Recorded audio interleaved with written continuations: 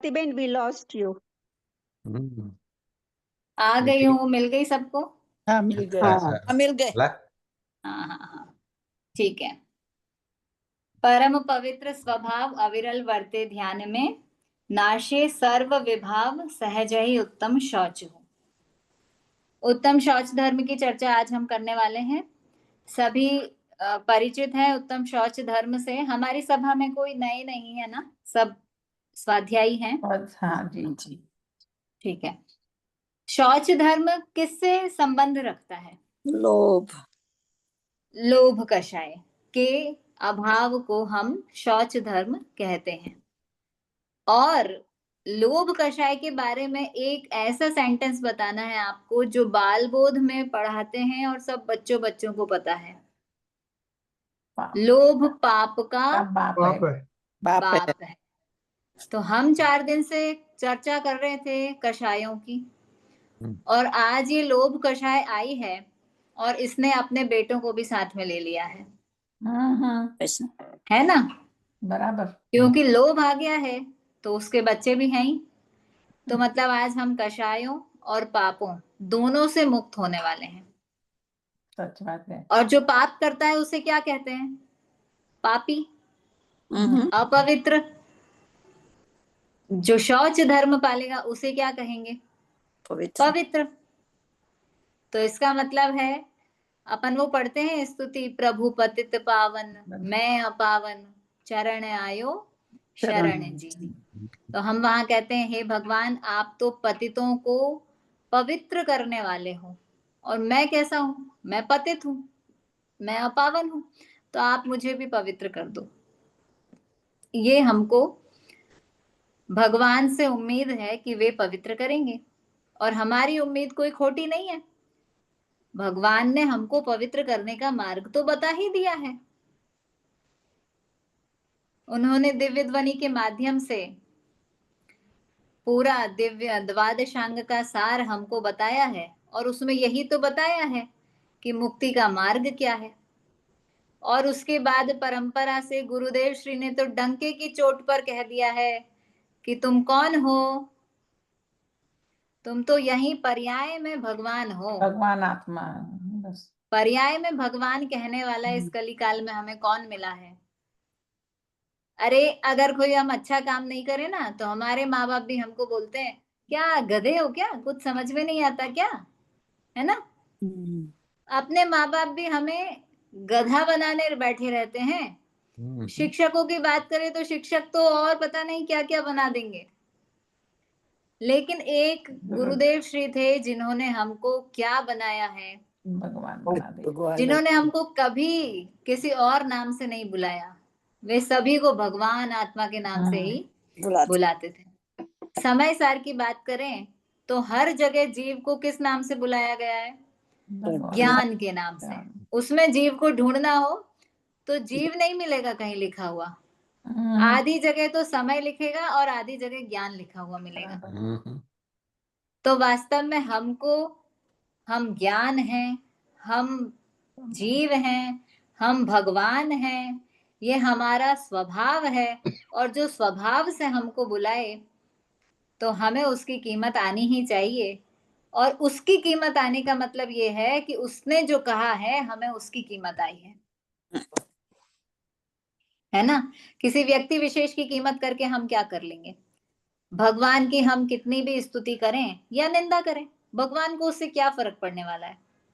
गुरुदेव की हम कितनी भी स्तुति करें या निंदा करें, गुरुदेव को उससे क्या फर्क पड़ने वाला है?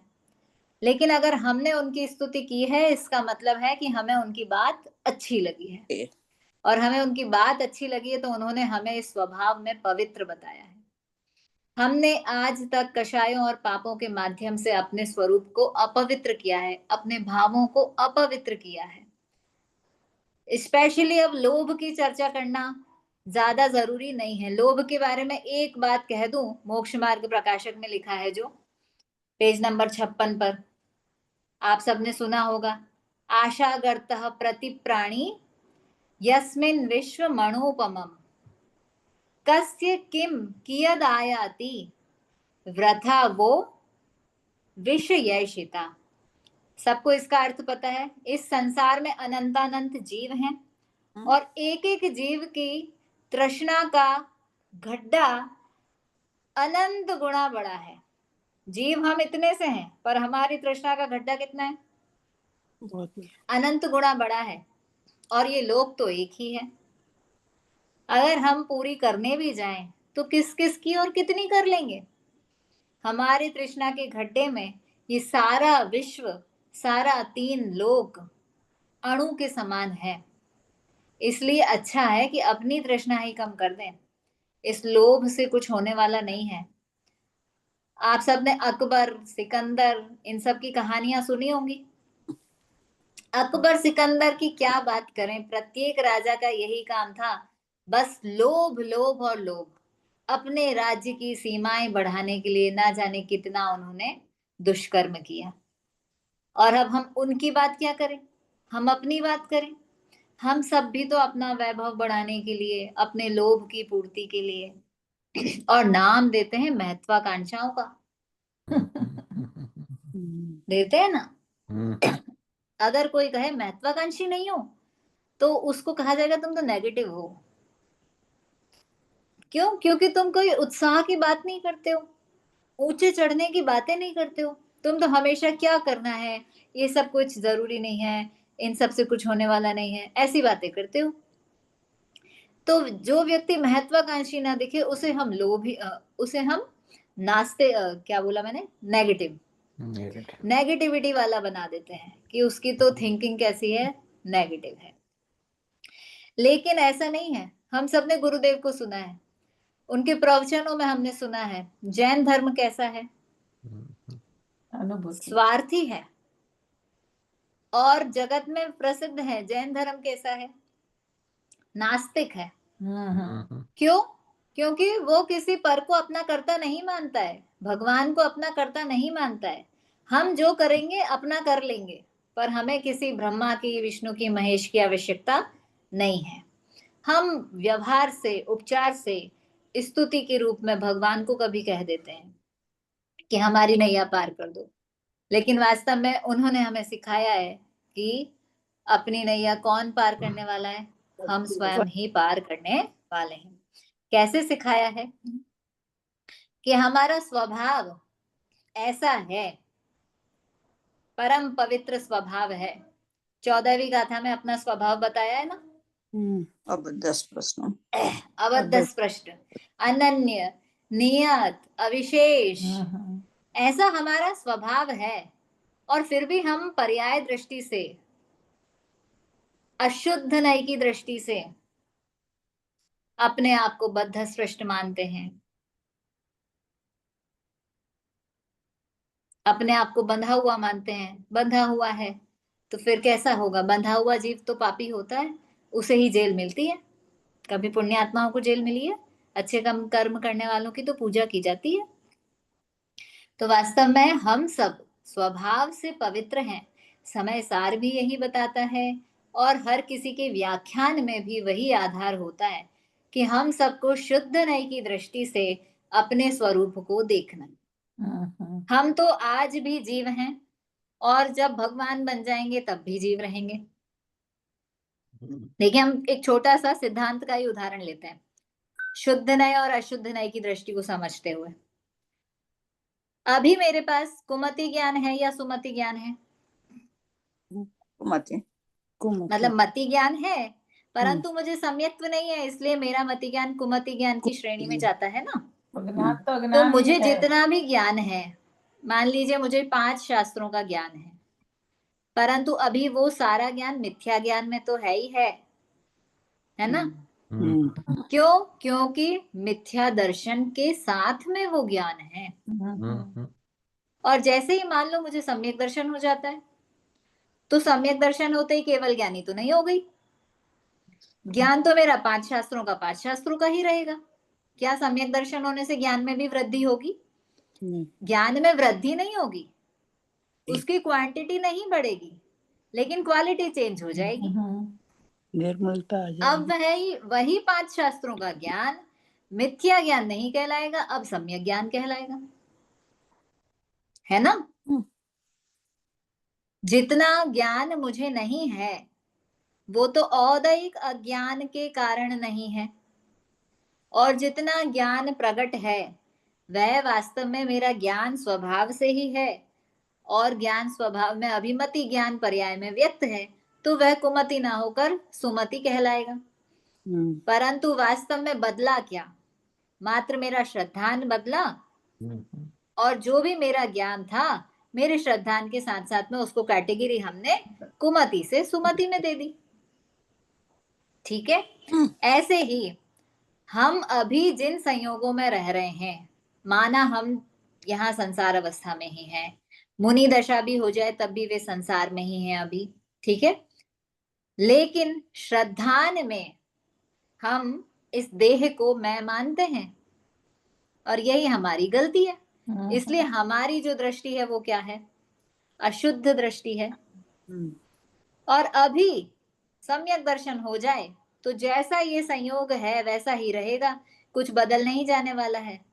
सम्यक दर्शन होते ही मेरा को ये 2 BHK से बड़ा अच्छा बंगला हो जाएगा, ऐसा तो कुछ नहीं होने वाला है। मैं जैसी हूं वैसी ही दिखने वाली हूं आपको, परंतु श्रद्धान बदल गया तो ये जो दृष्टि है अशुद्ध नय की, वही दृष्टि क्या कहलाने लग जाएगी? शुद्ध दृष्टि कहलाने लग जाएगी। और इस शुद्ध दृष्टि से देखने के लिए बार बार प्रेरित करते हैं आचार्य देव हमको कि शुद्ध दृष्टि से देखो तो अपने आप को शुद्ध देखोगे। अब हमने चश्मा काला पहन रखा हो और बाजार में निकलेंगे तो सब कैसा दिखेगा?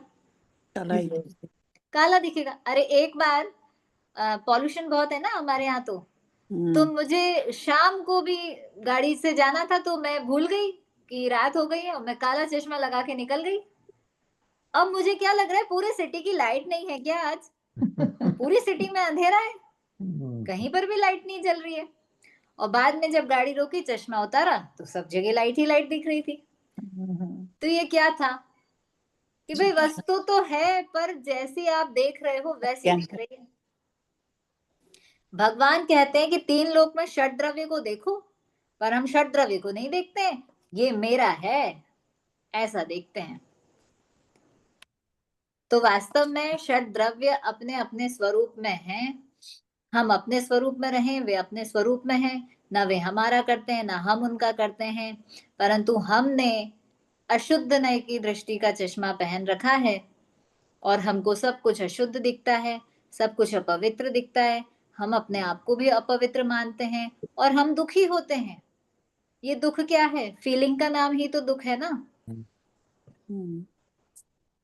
दुख नाम की चीज को ढूंढने जाएं, किसी बच्चे ने कहा मेरा पेट दुख रहा है, तो हमने कहा दिखाओ। अगर दिखाओगे हम तो ही मानेंगे पेट दुख रहा है।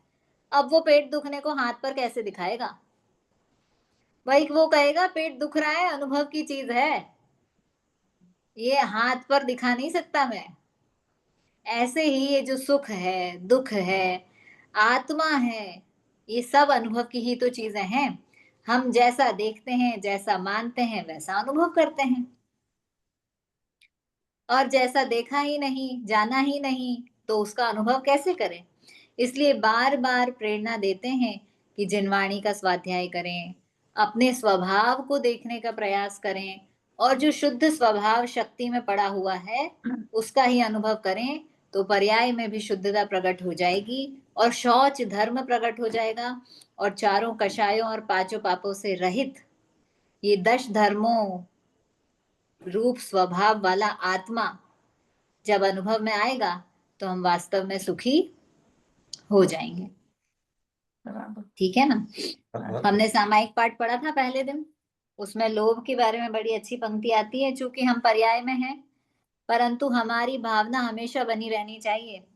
भोगे जो भोग पहले, पद इंद्र का न चाहूं, मैं राज्य संपदाया, पद इंद्र का न चाहूं।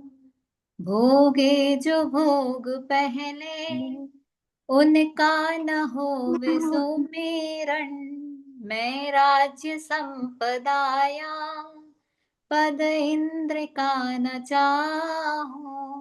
दिन रात मेरे स्वामी, मैं भावना ये भाऊं, देहांत के समय में तुमको ना भूल पाऊं। वास्तव में हम जो अभी प्रैक्टिस करेंगे वो ही हमारे विकट समय में हमें काम आएगी। अभी तो जब हम स्वस्थ हैं तब सब हो जाता है, लेकिन जब अंतिम समय आता है या तबीयत खराब हो जाए और उस समय कोई धर्म की बात बताए तो कैसा लगता है? उस समय लगता है पहले दवाई दो, बाद में धर्म की बात सुनाना। तो ये प्रैक्टिस ही हमें करनी है, और प्रैक्टिस करेंगे तो हमारे स्वभाव की उन्मुखता हमारे विकट समय में हमें याद आए, बराबर। तब हमारी परीक्षा है कि हमें कितने नंबर मिले। अभी तो सब अच्छा है तो बढ़िया है सब, लेकिन अंत समय में जब हमें ये दश धर्म रूपी आत्मा का स्वभाव ध्यान रहे और ये पर्याय की पलटने की बारी आए, तो हमें जरा भी दुख नहीं हो, आकुलता नहीं हो, हमारे भाव घबराए नहीं, अस्थितीकरण की अवस्था में नहीं पहुंच जाएं। इसलिए हमें जीवन भर इस सब की प्रैक्टिस करनी चाहिए। जितनी प्रैक्टिस हम कर लेंगे उतनी ही दृढ़ता हमारे जीवन में रहेगी, और हम दृढ़ होकर के अपने इस शुद्ध स्वभाव की अनुभूति करने का प्रयास करें। जैसा हमारे आचार्य अमृतचंद्र 78वीं गाथा में कहते हैं ना, मैंने मोह की सेना पर विजय प्राप्त करने के लिए कमर कस ली है। ऐसे ही हम सब भी कमर कस के इस अपवित्र स्वभाव को दूर करने का प्रयास करें। और उसके लिए हमें क्या करना है? पवित्र स्वभाव को देखना है बस। एक उदाहरण आता है बहुत अच्छा, विपिन जी देते हैं शायद, कि पूरे देश को साफ करना है तो क्या करें? कैंप लगा दें, बच्चों के ले जा करके उनसे कचरा उठवाएं। एक ही उपाय है, गंदगी करना बंद कर दो, कचरा इधर उधर फैलाना बंद कर दो। ये कचरा आप उठवा भी लोगे तो कितने दिन उठवाओगे और कहाँ फेंकवाओगे? जहां फेंकवाओगे वहां कचरा हो जाएगा।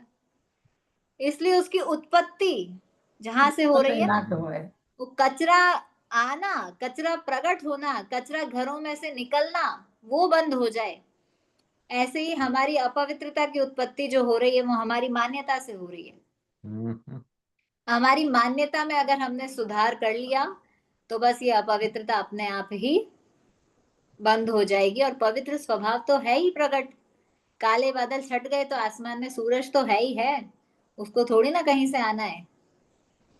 तो इस प्रकार से हम सब अपने पवित्र स्वभाव को सदैव स्मरण में रखें, शुद्ध स्वभाव को सदैव स्मरण में रखें, और हमेशा पर्याय में भी सुख की ही अनुभूति करें।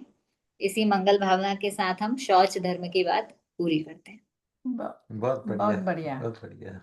स्वाति बहन यहाँ पे एक मिनट છે, જરાક સ્વાતિ બેન ને પ્રશ્ન પૂછું। સ્વાતિ બેન આપણે टाइम છે, पूछे लो आज, अपने तो नहीं लगी मेरा भी एक प्रश्न था। आज जो लोभ की बात आई ना स्वाति जी, तो वहाँ हम वो बोलते हैं ना, हम वो 10वां गुण स्थान में लोभ जाता है। तो अगर आपको इजीली मालूम है तो मुझे ये जानना था, वो 9वें में 3 जाते हैं, तो बाकी जो 4वें से 9वें तक के जो होते हैं ना, अगर जो आपको मालूम है कौन सा कभी जाता है तो वो जानना था। हाँ, वो कर्मशय का जो क्रम होता है अपन गुण स्थानों की किताबों में से निकाल सकते हैं। मैं उसका व्यवस्थित चार्ट जैसा ग्रुप में भेज दूंगी, तो प्रॉपर क्लियर हो जाएगा, है ना?